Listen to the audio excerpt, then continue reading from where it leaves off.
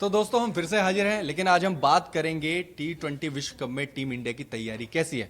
हालांकि 7 फरवरी से भारत अपना विजय अभियान शुरू करेगा, लेकिन उससे पहले टीम इंडिया की तैयारी कैसी है, कहां पर लूप होल्स हैं, कहां पर टीम इंडिया कमजोर पड़ सकती है। हालांकि अभी जो न्यूजीलैंड के साथ जो वनडे सीरीज हुई थी, उसके बाद अभी T20 सीरीज होने वाली है। हमारा जो T20 विश्व कप का जो स्क्वाड होगा, वही स्क्वाड हमारा न्यूजीलैंड के साथ खेलेगा। न्यूजीलैंड ने हमें वनडे सीरीज में मात दी है। काफी 3 दशक के बाद न्यूजीलैंड ने यहाँ पर एक वनडे सीरीज जीती है। हालांकि वो न्यूजीलैंड की बी टीम थी, क्योंकि बड़े बड़े खिलाड़ी कैन विलियमसन जैसे और सेंटनर जैसे कई बड़े खिलाड़ी थे जो उस टीम में नहीं थे। बी टीम मानी जा रही थी, लेकिन उन्होंने फिर भी हमें हर एक क्षेत्र में मात दी। कुल मिलाकर उन्होंने हमसे वनडे सीरीज छीन ली। अब T20 सीरीज है। अब हमें लग रहा है कि भाई कहीं ना कहीं टीम इंडिया के लूप होल से कहीं ना कहीं टीम इंडिया कमजोर पड़ेगी।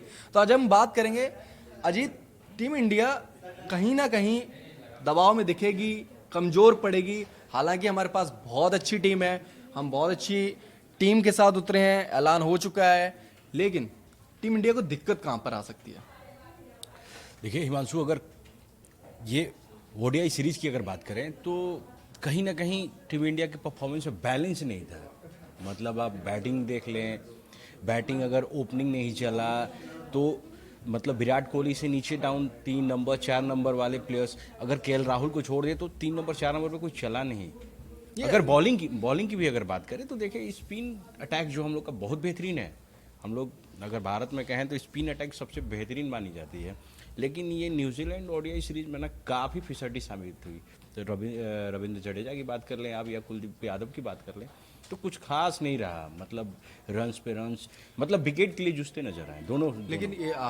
लेकिन टॉप ऑर्डर की जो दिक्कत रही है वो तो हमेशा से रही है टीम के साथ। मतलब कि हमारी जो डिपेंडेंसी की हम बात करते हैं कि टॉप ऑर्डर पे, चाहे फिर वो रोहित शर्मा हो, चाहे शिखर धवन हो, चाहे अभी सुमन गिल हो, चाहे वो विराट कोहली हो, उनके साथ हमारी डिपेंडेंसी बहुत ज़्यादा है। हमने देखा है कि कई सारे मैचेस में हम तब जब प्ले हमारा टॉप ऑर्डर बहुत अच्छा प्ले करता है, तब जाके हम उसमें लीड करते हैं। हमारा जो मिडिल ऑर्डर है बहुत कम काम आता है, और ये टीम इंडिया की मुझे लगता है सबसे बड़ी कमजोरी है। चाहे वो ओडीआई हो, चाहे फिर वो T20 हो। अगर टीम इंडिया को दबाव में लाना है तो बड़े बड़े कोचेस की आपने बातें सुनी होंगी पीसी में, अगर टीम इंडिया को दबाव में लाना है, टीम इंडिया का जो शीर्ष क्रम है उसको निस्तो नाबूद कर दो। सीरियसली वो ऐसी भाषा का इस्तेमाल करते हैं, कहते हैं कि अगर आपको टीम इंडिया को प्रेशर में लाना है, रोहित, विराट और उनके साथ एक और विकेट, 3 विकेट को चटका दो, जल्दी जल्दी टीम इंडिया पूरी प्रेशर में आ जाएगी। और कोहली का विकेट गिरते ही एक ताश के पत्तों की तरह पूरी टीम बिखर जाएगी, ढह जाएगी। ये सबसे बड़ी टीम इंडिया की कमजोरी है। लेकिन अभी कुछ और कमजोरियां सामने आई हैं। ड्यू फैक्टर, टीम इंडिया खेलेगी, चलो भारत और श्रीलंका में हो रहा है, लेकिन यहाँ पर ड्यू फैक्टर भी बहुत काम करेगा। जी बिल्कुल। फरवरी में, मार्च में आपका T20 विश्व कप हो रहा है, ओस गिरेगी। जी बिल्कुल। टॉस काम आएगा। बिल्कुल। टॉस कौन जीत रहा है? क्योंकि 50% वही होगा जिसने टॉस जीता, उसने मैच जीता। समझ लीजिए टॉस का बॉस। और T20 में मुझे ऐसा लगता है अजीत, सिर्फ 19-20 का खेल होता है। एक 19 रन बनाए, 20 रन बनाए, आप 1 रन से जीते, बिल्कुल। 1 विकेट से जीते।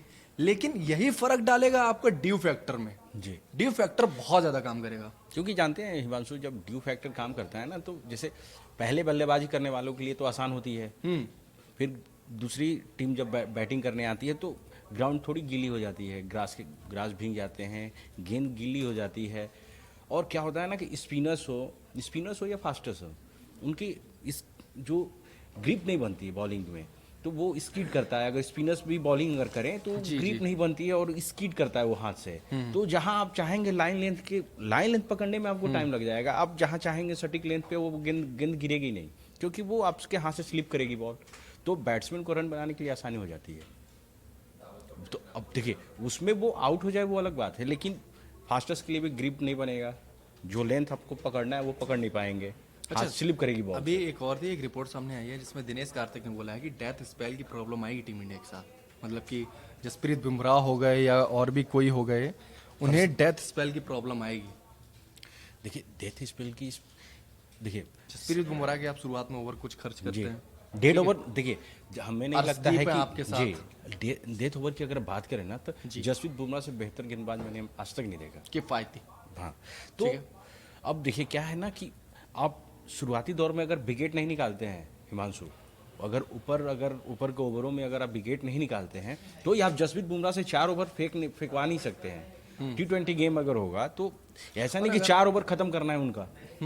तो विकेट शुरुआत के दौर का जो हर्षदीप आते हैं बॉलिंग करने के लिए, हर्षित राणा आएंगे बॉलिंग करने में भी, तो शुरुआत के दौर में विकेट चटकाने होंगे, क्योंकि एक ओवर या 2 ओवर जसप्रीत बुमराह के बचा के नीचे के ओवरों में अगर 14-15 ओवर्स के बाद की बात करें, डेथ ओवर्स के लिए उनको बचा के रखना है, क्योंकि उनसे बेहतर किफायती गेंदबाज कोई नहीं है। लेकिन जो अभी न्यूजीलैंड के साथ T20 सीरीज होने वाली है, इसमें हमें पता चल जाएगा कि हम कितने पानी में हैं। बेसिकली 5 T20 मैच होने वाले हैं, उसमें हमें पता चल जाएगा कि कितनी हमारी पुख्ता तैयारी, क्योंकि न्यूजीलैंड ऑस्ट्रेलिया ऐसी टीम है कि वो स्पिन फ्रेंडली पिचेस पर बहुत ज़्यादा खेलती हैं, उन्हें स्पिन बहुत अच्छे से खेलना आता है जी। अगर आप बात करेंगे कि जब IPL होता है तो इंडिया की बहुत सारी मोस्ट ऑफ पिचेस ऐसी हैं वो स्पिन फ्रेंडली हैं। हाँ, बिल्कुल। वहाँ के खिलाड़ी यहाँ पर आकर खेलते हैं तो उन्हें इस चीज़ का एहसास होता है। कैन विलियमसन को देख लीजिए, कितना अच्छा स्पिन खेलते हैं बिल्कुल, वो। बहुत बेहतरीन स्पिन खेलते हैं वो। स्पिन की बात करूं तो अभी जो हमारे न्यूजीलैंड के साथ जो ODI मैचेस हुए थे, इसमें हमारी स्पिन गेंदबाजी बहुत खराब रही। हमारी गेंदबाजी खराब रही, या फिर यूं कह सकते हैं कि न्यूजीलैंड ने बहुत अच्छे से स्पिन खेला। उन्हें पता था कि हमने अगर इस क्षेत्र में हमने इंडिया को मात दे दी तो फिर हमने समझो इंडिया को मात दे दी। रिकॉर्ड्स की बात मैं बता दूं, थोड़ी सी रिकॉर्ड बता दूं। स्पिन की बात करें तो पहले मैच में कुलदीप यादव ने 9 ओवर डाले थे और 52 रन दिए, केवल 1 विकेट लिया। जडेजा ने 9 ओवर डाले, 56 रन दिए और कोई विकेट नहीं मिला। दूसरे मैच में कुलदीप ने 10 ओवर डाले और इकॉनमी 8 रही और 82 रन दिए और कोई विकेट नहीं मिला। तीसरे मैच में कुलदीप ने 6 ओवर डाले और 48 रन दिए। भाई T20 चल रहा था क्या ये, और उसमें भी 8 की इकॉनमी रही है। 8 विकेट में जी। तो ये हालत तो हमारी स्पिन की कह रही रहे है। हैं कि अभी ODI सीरीज की अगर बात कर ले तो जो मतलब स्पिनर से उम्मीदें थी, हालांकि आप न्यूजीलैंड की स्पिनर्स को देख लें, बहुत अब कल राहुल का कल विकेट देख लें आप, बहुत ही बेहतरीन चटकाया उन्होंने, चकमा देती हुई गेंद, खेलने के कवर ड्राइव करने के चक्कर में वो कैच दे बैठे। तो उधर की स्पिनर की अगर बात करें, हर्षित राणा का विकेट उन्होंने लिया।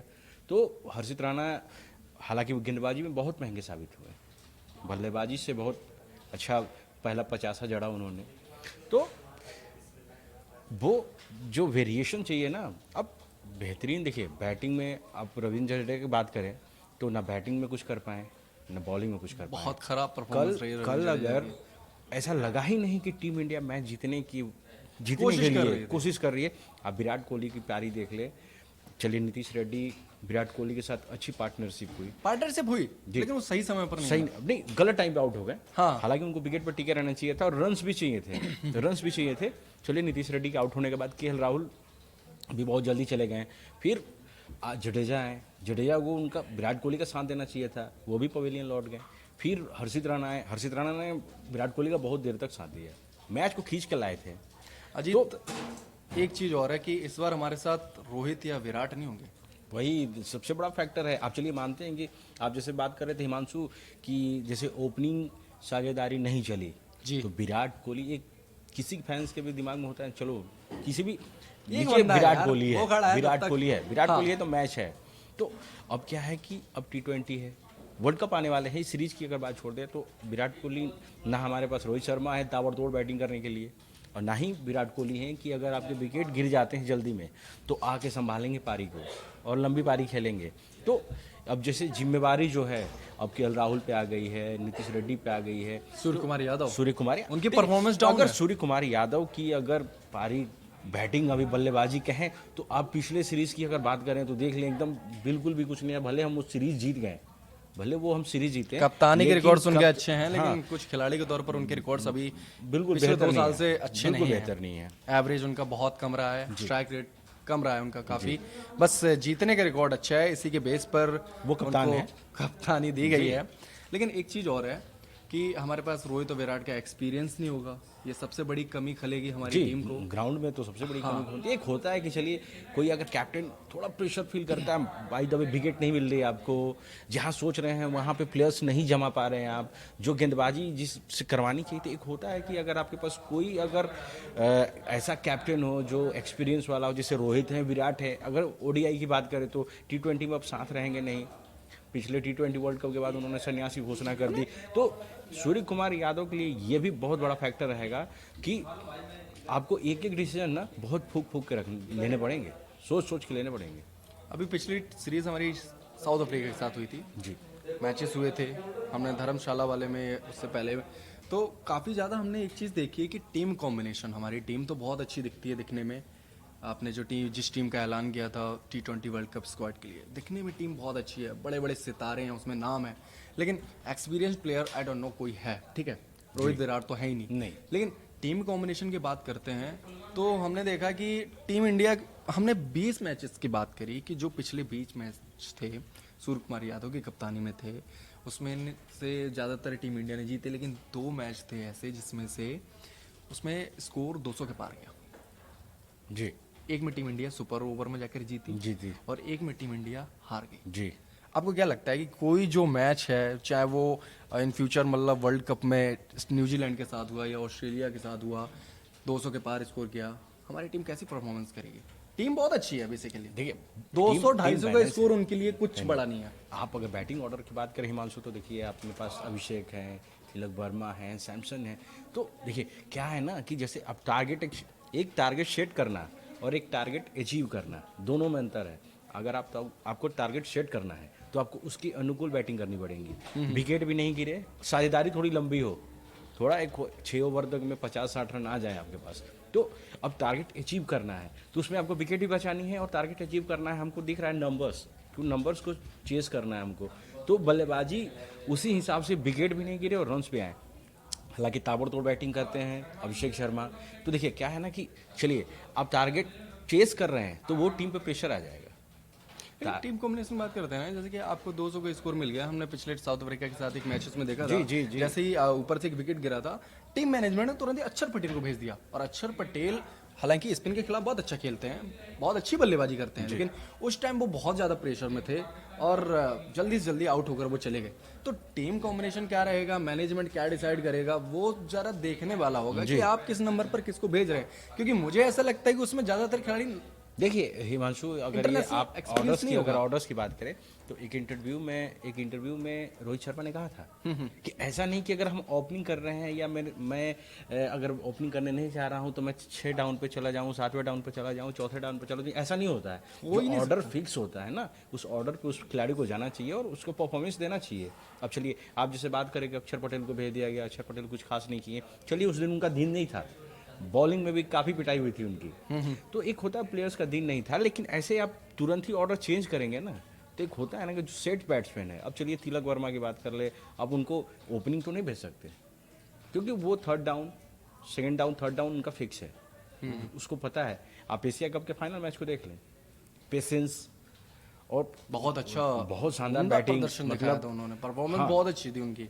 दुबे ने भी बहुत शानदार बैटिंग की थी, शिवम दुबे ने। तो एक होता है ना कि सबका ऑर्डर फिक्स है। हाँ चलिए एक आध विकेट इधर उधर हो सकता है, लेकिन आप तुरंत ही 6 डाउन को आप विकेट गिरने के बाद टॉप ऑर्डर में डाल दें तो ये सही बात नहीं है। तो कुल मिलाकर कई सारे लूपहोल्स हैं, चाहे वो स्पिन हो, चाहे वो ड्यू फैक्टर हो, चाहे टीम कॉम्बिनेशन हो, चाहे वो बड़ा स्कोर हो, टीम इंडिया को कई सारी प्रॉब्लम्स हो सकती हैं इस T20 विश्व कप में। तो कुल मिलाकर हम उम्मीद करते हैं कि टीम इंडिया अच्छा करेगी। हम भी चाहेंगे कि टीम इंडिया फिर से अपना कप वापस लेकर जी बिल्कुल। हम चैंपियन और हम ही चैंपियन बनकर रहे। हम इस चर्चा को विराम देते हैं, लेकिन T20 विश्व कप की सारी अपडेट हम आपको देते हुए मिलेंगे। देखते रहिए News 18 JKLH।